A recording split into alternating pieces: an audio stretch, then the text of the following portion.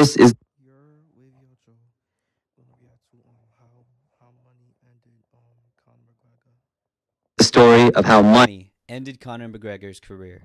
It's official. Conor McGregor is finally coming back to not only coach the Ultimate Fighter again, but is also set to face Michael Chandler sometime after the season. And obviously the return of Conor McGregor will bring so much fun, and I do think this is going to be an explosive matchup of guys that always bring entertainment, though I'm not sure if Conor can pull this off. Conor McGregor hasn't looked too great in his last two performances against Dustin Poirier, and in general Conor hasn't looked too great at all since 2015. But unlike Conor, today's video partner NordVPN has tremendous defense that can defend against today's most common cybersecurity threats. Worried about a man-in-the-middle attack where a devious Wi-Fi network you connected to may take your data while browsing? Well, NordVPN shoulder rolls and counters that with their ability to encrypt online traffic at all times. How about phishing, where an account or email address you thought was legit gives you a link that takes your information, while NordVPN makes the correct read and can warn you about dangerous websites. And obviously we can keep going. Download a sketchy link to watch a UFC pay-per-view for free that could have malware or even worse, ransomware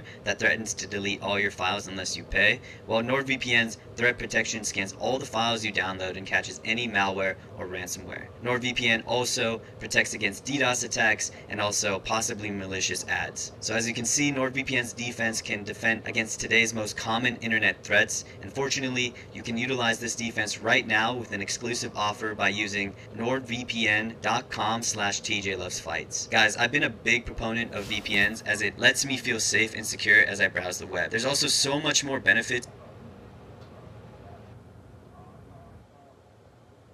partner. It seems like For the last couple of years, proper number 12, bodybuilding and acting has taken a higher priority than MMA. So what happened to Conor McGregor?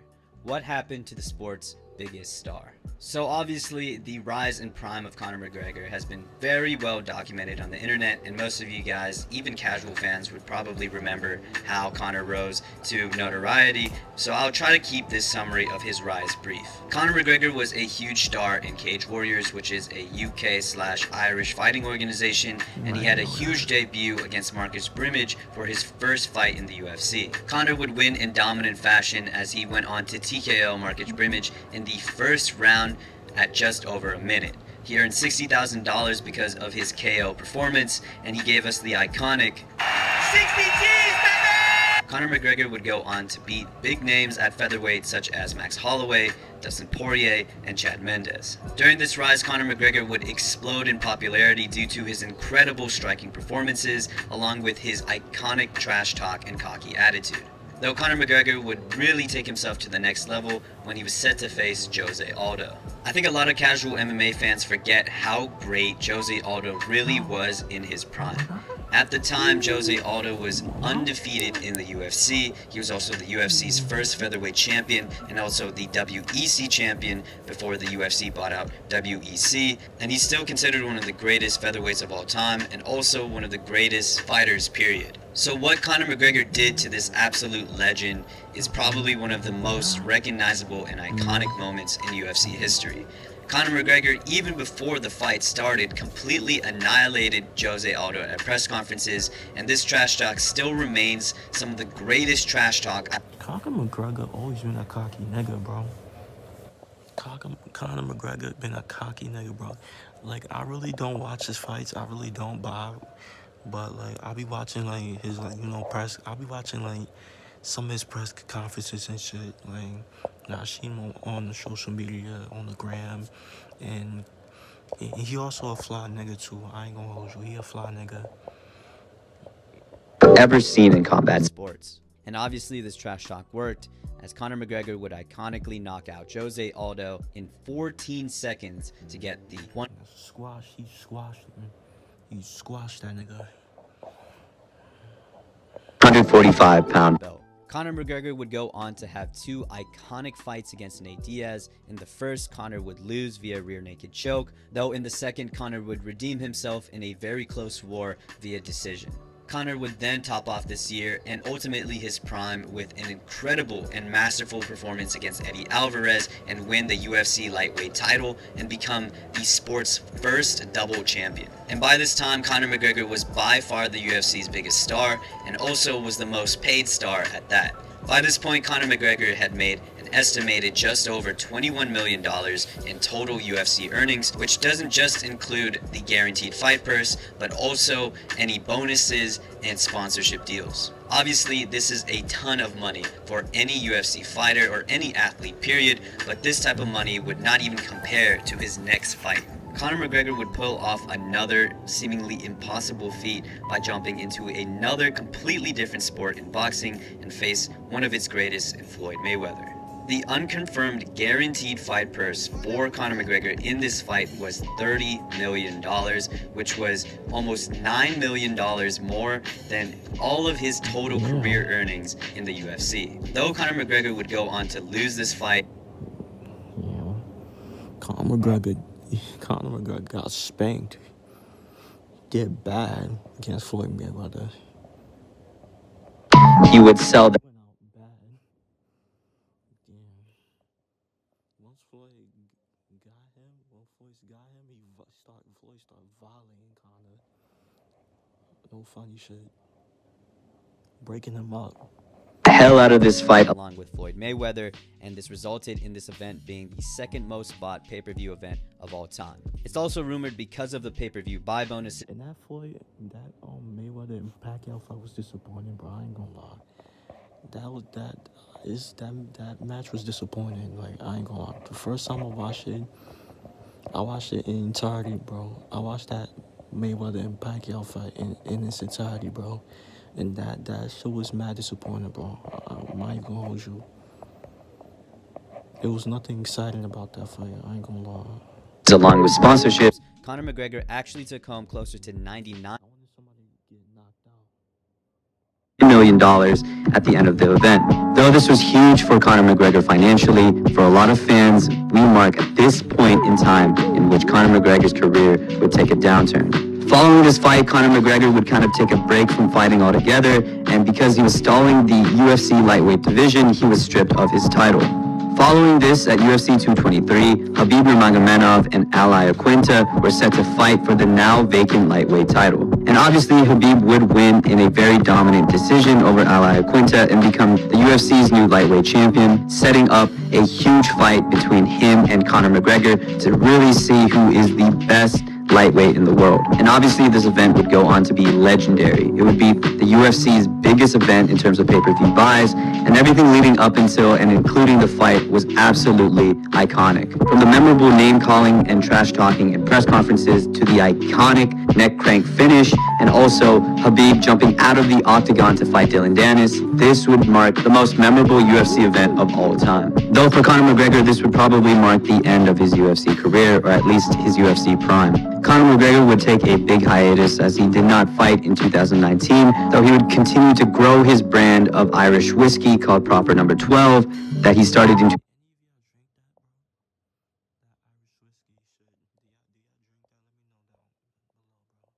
2018 and would rapidly promote it in 2019. This figure would come from Conor McGregor himself, so take it with a grain of salt, but he self-reportedly said that Proper No. 12 generated $1 billion in whiskey sales by May of 2019. And for the first time, Conor McGregor would land a spot in the top 100 wealthiest athletes in the world according to Forbes. And though Conor McGregor did not fight within the year of 2019, he was easily making as much, if not more, from his Irish whiskey than his fights in the UFC. Though Conor was making a boatload of money, he would inevitably make his return in early 2020 when he was set to face Donald Cerrone at 170 pounds. And though I said we were in the start of Conor McGregor's decline in his MMA career, he would get a solid win over Donald Cerrone, albeit a very well past his prime Cerrone, who was in his own decline as well.